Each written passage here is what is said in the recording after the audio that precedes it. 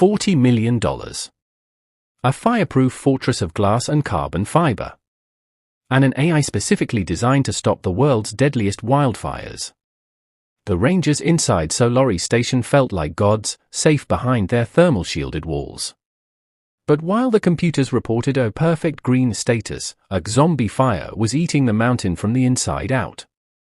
The sensors were looking at the sky, but a golden eagle named Solara felt the Earth's magnetic field begin to warp. This is the story of the bird who had to burn her own wings to wake the human sitting on a ticking bomb. The Ember Watch, the golden eagle who outran the inferno. Chapter 1, The Glass Panopticon.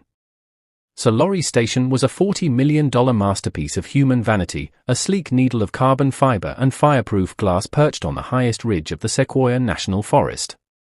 It was built to be the god of the forest, a central nervous system for wildfire prevention that promised to make the devastating blazes of the past a memory. From its observation deck, one could see for 100 miles in every direction, overlooking a sea of ancient, dry timber. The three rangers stationed inside, Elias, Sarah, and Mark, lived in a world of absolute digital certainty.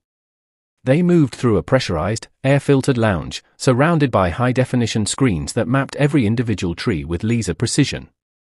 The station was equipped with 360-degree thermal cameras and an AI named Vigilant that could theoretically detect the heat of a single campfire from 50 miles away. Inside Solaris, the environment was sterile and cool, scented with ozone and expensive electronics. The rangers felt like gods, peering down at the wild world through a veil of safety. They believed that because they had digitized the forest, they had tamed its most chaotic element. To them, the massive sequoia trees below weren't just ancient living things, they were data points on a risk assessment map. The tower stood on a single, massive steel pylon, anchored deep into the granite of the ridge. It was designed to withstand a direct hit from a forest fire, built with materials that could reflect radiant heat up to 2,000 degrees. The rangers sipped their coffee and watched the horizon, convinced that their technology had finally placed them outside the reach of nature's wrath. Vigilant was constantly scanning the sky for smoke plumes and the horizon for hot spots. It was a system built on the logic of surface-level threats, designed to catch the fire as it moved through the canopy. The AI was a marvel of pattern recognition, but it was limited by the sensors it controlled. It was looking for a monster in the clouds, never realizing the monster was already in the room.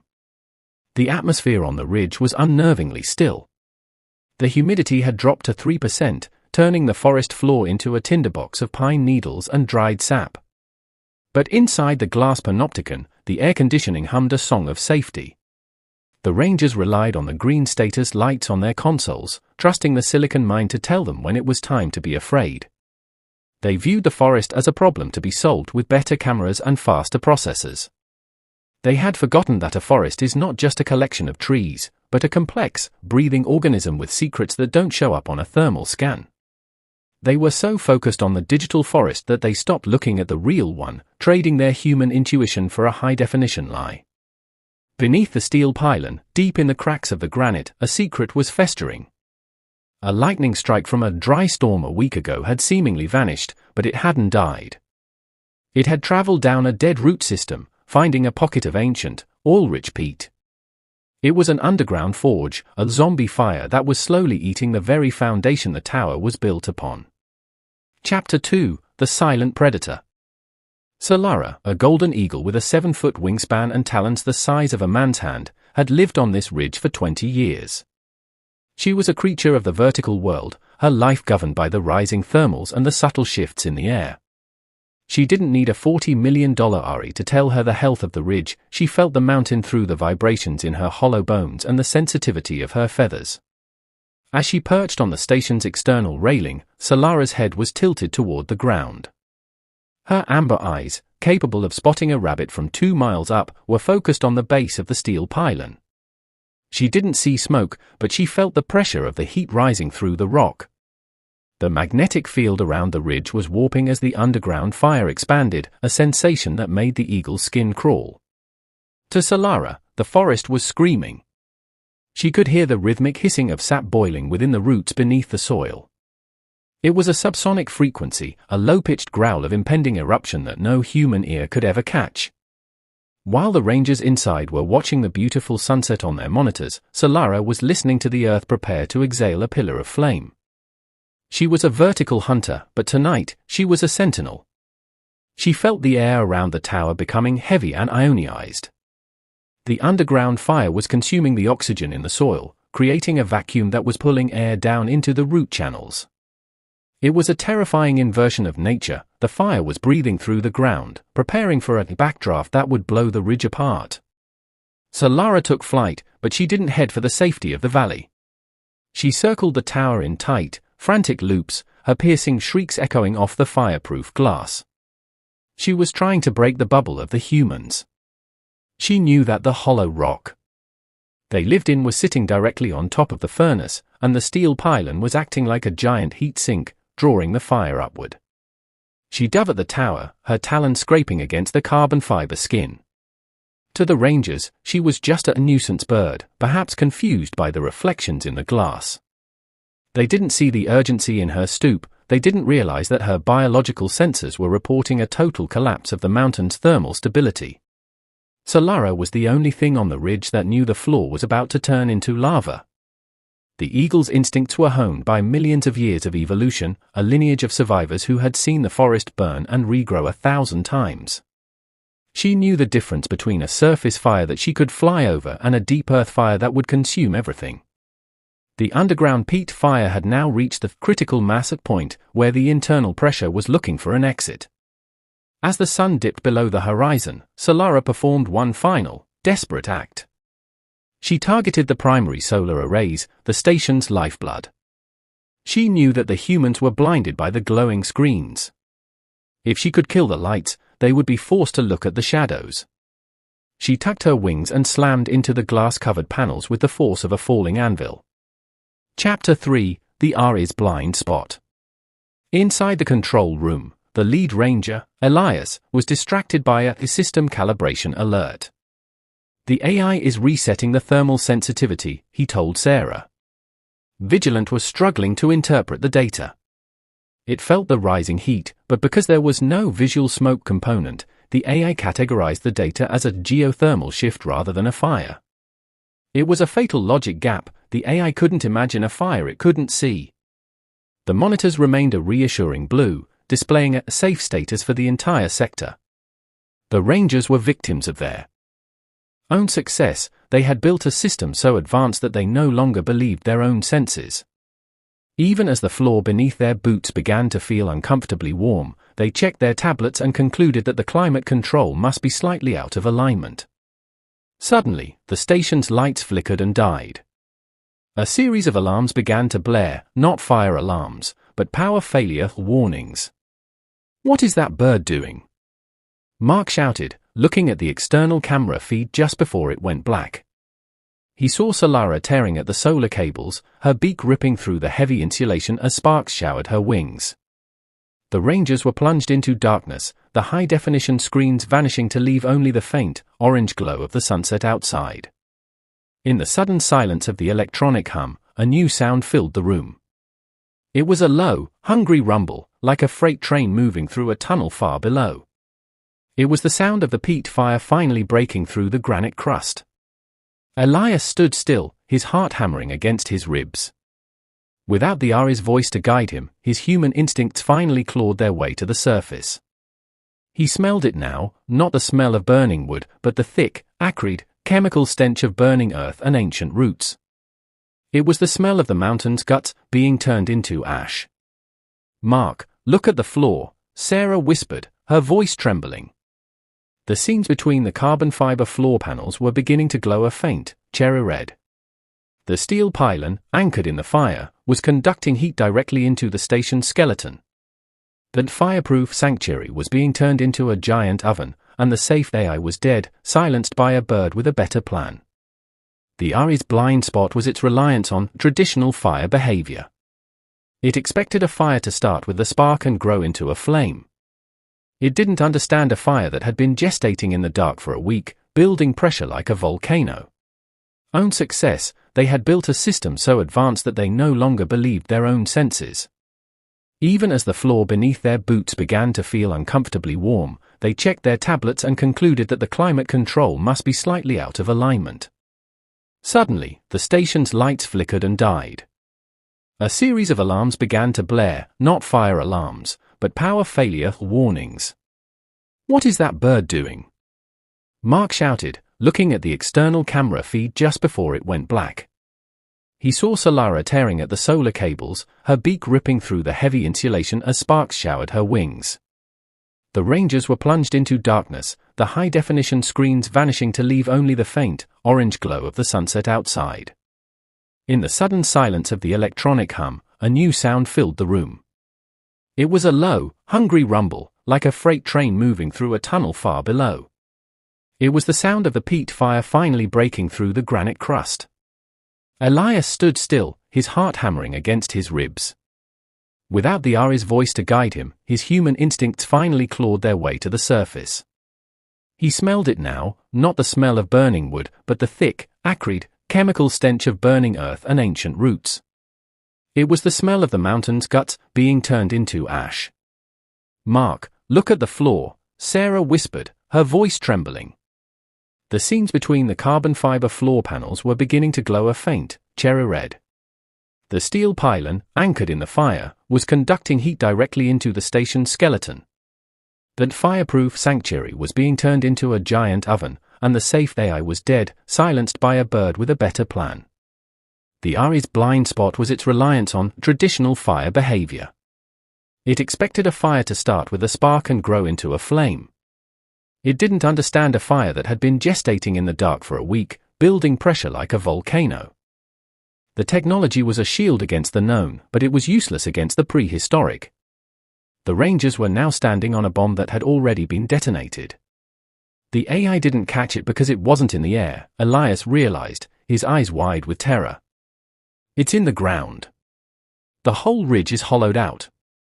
He looked out the window and saw Solara perched on a distant charred branch, her amber eyes fixed on the tower. She wasn't screaming anymore. She was waiting for them to move, her mission of warning finally complete. Chapter 4: The Eagle's Assault. The floor panels began to buckle, the heat now so intense that the soles of the Rangers' boots were beginning to smoke. The Solaris Station was a masterpiece of engineering, but it was never designed for a fire that attacked from the inside. The carbon fiber skin was meant to reflect heat from the outside. Now, it was trapping the heat inside, turning the observation deck into a pressurized furnace. Elias lunged for the emergency manual override, but the controls were melted into a lump of black plastic.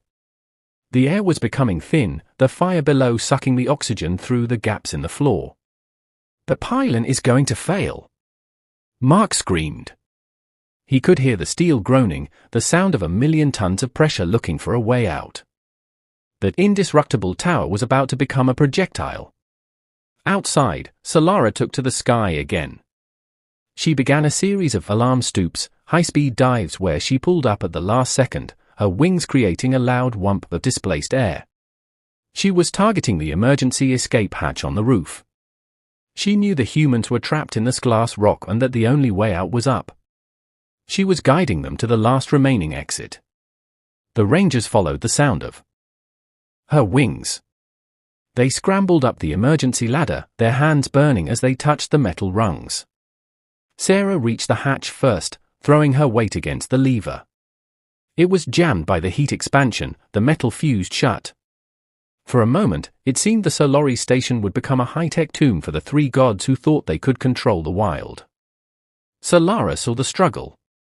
She landed on the hatch's external hinges, her massive weight and the force of her descent creating a physical jar to the mechanism. She began to pull at the seal with her talons, her raw power combined with the heat-weakened metal. With a violent bang, the hatch flew open, and a blast of superheated air rushed out into the night. The Rangers scrambled onto the roof, the cold mountain air hitting their faces like a blessing. But the ridge below them was already changing. The ground was beginning to heave, the soil undulating as the gas pockets beneath the roots expanded. It looked as if the mountain was trying to breathe. Solara circled above them, her silhouette a black cross against the rising orange glow of the ground. "Jump! We have to jump now!" Elias roared, gesturing to the emergency parachutes they had strapped on. They were 500 feet above the jagged rocks, and the tower was already tilting. The steel pylon had finally reached its melting point, and the god of the forest was beginning to bow to the fire. It was a leap into the dark, guided only by the bird in the sky. As Elias stepped off the edge, he looked back at the station. The floor of the observation deck finally vanished, replaced by a geyser of blue and orange flame that shot 100 feet into the air. The zombie fire had finally found the surface. The $40 million station was no longer a lookout, it was a flare, signaling the total victory of the forest over the machine. Chapter 5: The Eruption. The descent was a chaotic blur of smoke and wind. Elias pulled his cord, the parachute snapping open with a jolt that nearly dislocated his shoulders. Below him, the ridge was no longer a forest, it was a map of fire. The root fire had ignited the surface, and the ancient sequoias were being swallowed by a wall of flame that moved with the speed of a racing car. He watched from the air as Solaris Station performed its final act. The massive steel pylon, weakened by the underground forge, finally snapped. The tower didn't just fall, it was launched. The internal pressure of the gas pocket exploded, sending the carbon fiber deck tumbling into the valley like a piece of burning paper. The panopticon was gone, ground into ash by the very elements it was built to monitor. The Rangers landed in a small clearing a mile away, their clothes singed and their faces blackened by soot. They huddled together, watching the ridge they had just called home turn into a pillar of fire. The heat was so intense even at this distance that they had to shield their eyes. They had survived, but they had lost everything, their technology, their data, and their arrogance. High above the inferno, Solara was still flying. She was riding the massive thermal updraft created by the eruption, her wings spread wide as she soared through the smoke. She looked down at the three humans, her amber eyes reflecting the fire. She had burned her primary feathers and scorched her talons, but she had saved her pack. She had seen the truth when the machines were blind. Elias realized then that Vigilant had failed because it was looking for a system. Nature is not a system, it is a cycle. The fire was not an error in the code, it was a part of the mountain's life. The eagle understood this instinctively. She knew that the ridge needed to burn, but she also knew that the humans weren't ready to burn with it. The zombie fire continued to roar through the night, but because the Rangers had escaped early, they were able to radio in the exact coordinates of the root sources.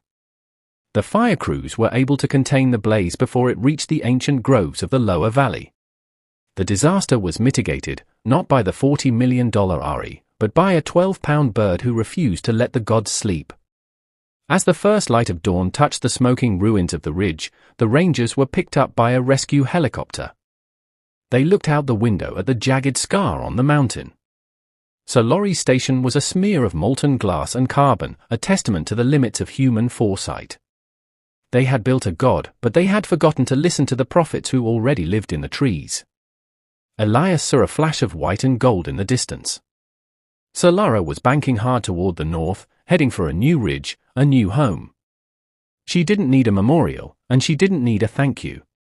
She was a golden eagle, the Ember Watch, and as long as she was in the sky, the forest would always have a guardian who could see through the smoke and into the heart of the earth.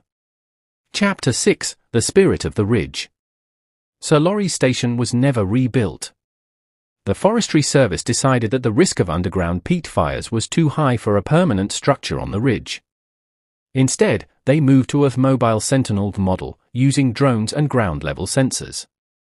But Elias, who stayed with the service, insisted on one new protocol: avian observation. He taught the new Rangers to watch the eagles. The story of Solara became a legend among the fire crews of the Sierras. They called her the Phoenix of the Sequoias, the bird who saw the fire before it existed. Her singed feathers became a symbol of the biological truth, the idea that no matter how much technology we build, we are still guests in a world that has its own rules and its own guardians. Elias often returns to the base of the ridge, sitting on a charred stump and looking up at the sky. He doesn't carry a tablet or a sensor anymore, he carries a pair of binoculars and a deep sense of humility. He knows that the forest is always talking, in a language of subsonic vibrations and magnetic shifts, and he is finally learning how to listen. The ridge is beginning to turn green again. Small pine saplings are pushing through the ash, fueled by the nutrients released by the fire. The cycle is continuing, just as Solara knew it would. The zombie fire had cleared the old, and now the new was rising. It was a beautiful, brutal process that didn't need a $40 million budget to succeed. Solara still nests in the northern peaks, her wings fully healed and her spirit as fierce as ever. She is a reminder that we are never truly the masters of our environment. We are merely participants in a much larger story, a story that is being written in the wind and the soil. To survive, we have to stop trying to calculate nature and start trying to understand it. The lesson of the Ember Watch is one that every high-tech society needs to hear. We build our world on data, but we survive on instinct. We trust our screens, but we should trust our souls. The next time you see a bird circling a high-tech tower, don't assume it's lost. It might be the only thing in the area that truly knows where the ground is. As you look at the sunset over the mountains tonight, think of Solara. Think of the guardians who don't have a badge or a salary, but who watch over the world with a vigilance that no AI can match. They are that Ember Watch, the ones who see the sparks in the dark and the ghosts in the roots. They are the reason the forest still breathes. If Solara's journey reminded you that there is a wisdom in the wild that we can never replace, help us honor her legend. Share this story with those who think we have conquered nature. Because as long as the wind blows and the eagles fly, we will always have a protector to wake us up before the mountain exhales. The mountain doesn't care about your budget.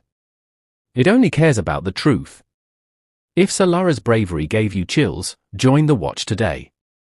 Smash that like button to honor the golden eagle and every wild guardian of our forests.